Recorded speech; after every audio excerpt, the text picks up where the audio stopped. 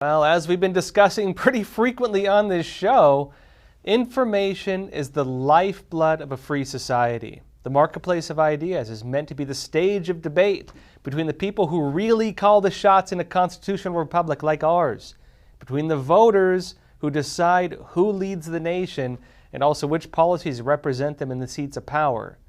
But what happens if these forums for public debate get censored? What happens when key topics become off limits?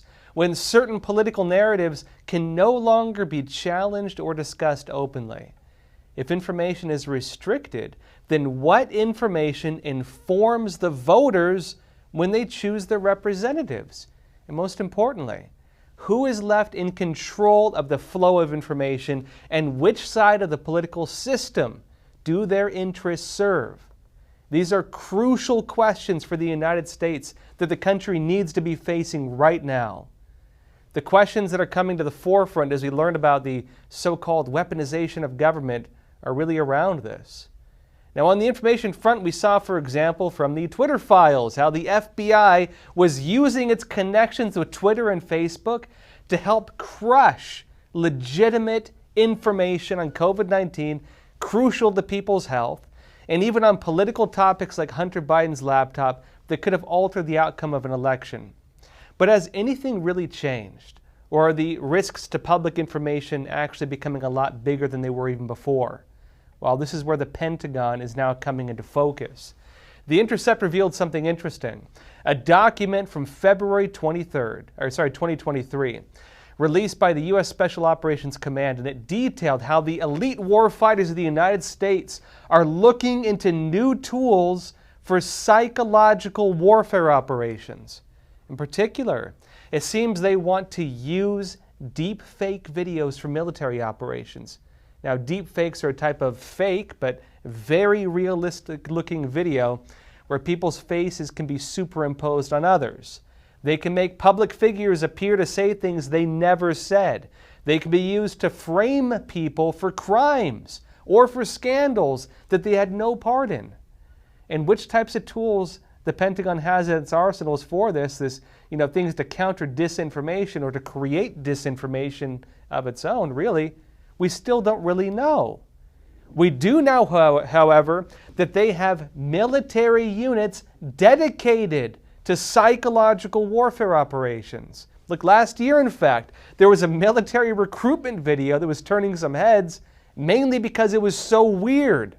It was from the U.S. Army's 4th Psychological Operations Group under Special Operations Command. They're described by Special Operations Command with this: PSYOPS forces are masters of influence, the core of information warfare. We conduct influence activities to target psychological vulnerabilities and create or intensify fissures, confusion, and doubt in adversary organizations. We use all available means of dissemination, from sensitive to high-tech, to low-tech to no-tech, and methods from overt to clandestine to deception. This was the video they released last year. Let me show you. There is another very important phase of warfare. It has as its target not the body, but the mind of the enemy. The target of psychological warfare is against the enemy's mind. It is words and ideas. The ammunition used by PSYWAR.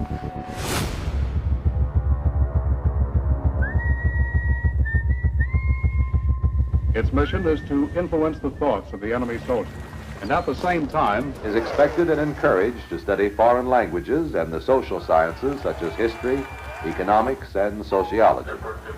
He must have a broad and sympathetic understanding of all phases of human experience. Now look, it should be clear that war is no longer what it used to be. We're no longer in this age like conventional guns and bombs and tanks. We're in an age now of total war, whole-of-nation warfare, unrestricted warfare, the short of war operations that push conflicts to the very boundaries of what would elicit conventional military response, but never cross that line. Some call it fifth-generation warfare. It's the new way of fighting that bypasses the guns and tanks and bombs and goes straight to the hearts and minds of a target population. America's adversaries are also involved in this domain. The Chinese Communist Party, for example, they have an entire military system adopted into their military code dedicated to this. They call it the three warfares, and that includes media warfare to control outlets of information, legal warfare to manipulate international law as a weapon of war, and psychological warfare to control how people perceive information. In the United States, our military is likewise responding to this and similar operations from other nations. And the systems mobilized in this war are not limited to the Pentagon. It's a whole-of-society operation that includes government branches like the FBI, the State Department, and many, many others. And while it's debatably necessary, there are some valid concerns over what it means for the government to have legal authority to manipulate information and public perception. The State Department actually wrote in June of 2023 about its shared responsibility to fight disinformation. And it claimed this. It said Russia has operationalized the concept of perpetual adversarial competition in the information environment by encouraging the development of a disinformation and propaganda ecosystem. And it claims that this ecosystem flows into nearly every topic. That it includes everything from human rights to environmental policy to assassinations and civilian killing, bombing campaigns are fair targets in Russia's malign playbook. So does the State Department, or even the Pentagon for that matter, then have the authority to counter alleged Russian narratives in nearly every single topic? Well, the State Department page quotes President Joe Biden from his inaugural address, noting that this responsibility is not even limited to just the government. It's everyone. Let me show you what Biden said back then. And each of us has a duty and a responsibility as citizens, as Americans, and especially as leaders who have pledged to honor our Constitution and protect our nation, to defend the truth and defeat the lies. This raises a deeper question.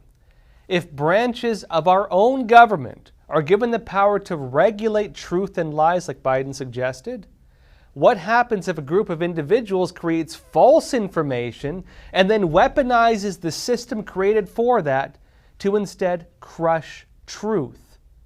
And if these programs are about fighting foreign threats of disinformation, can a faction falsely create evidence to claim there's a foreign threat and then mobilize all these powers for their own gain? We saw this happen in the United States. We saw this. Remember, the Pentagon was involved in the 2020 elections, for example. Its involvement in the 2020 elections was motivated by the fake information spread by the DNC and the Obama intelligence community that Trump had colluded with Russia to influence the 2016 elections. Fake information was used as a dog whistle to activate the Pentagon. Time magazine actually reported in September of 2020 that the Pentagon's Cyber Command and the NSA, the National Security Association, formed a new unit called the Election Security Group. And it noted, as a result of the new group's findings, the Department of Homeland Security has already hardened election infrastructure security, and the FBI is better positioned to counter foreign trolls on social media platforms, fighting against information that they deem to be disinformation, it seems. And look, we've unfortunately learned that since then, that the FBI was not exactly free from political interest itself. In fact, we recently learned from the Durham report that the agency, the FBI, allowed fake information that undermined former President Donald Trump to interfere in 3 American elections. Again, the Trump-Russia claims. It interfered in 2016, 2018, and in 2020. And for the FBI, this has been an unfortunate pattern. We learned from the Twitter files with Elon Musk how the agency, the FBI, was using its relationships with social media platforms like Twitter and Facebook to crush legitimate stories. And the Pentagon was involved with some of this as well. in particular when it came to coronavirus disinformation. The Department of Defense actually claimed, they said this in April of 2020, this, under the rubric of not wasting a good crisis, Russia, China, and others are using the coronavirus pandemic to spread disinformation to further their goals. And in response, the Pentagon declared it was working with the State Department and others to, quote, curb this trend. And we've since learned that many stories on COVID-19 that were curbed, let's say, that were censored, turned out to have been true. In many cases, the establishment censored truth and they promoted lies. And this raises some very important questions for us. Last year, the Pentagon announced it was conducting a sweeping audit of how it conducts information warfare, including with its use of fake profiles on social media websites. You get that? The Pentagon has fake profiles, fake users on social media. Many of these programs go back over a decade and have steadily gotten actually a lot more powerful. In 2016, it was revealed to the public how the Pentagon was partnered with allied nations to create fake news and false flags. Even before that, in 2011, it was revealed that the Pentagon was establishing what Wired magazine called a social media propaganda machine.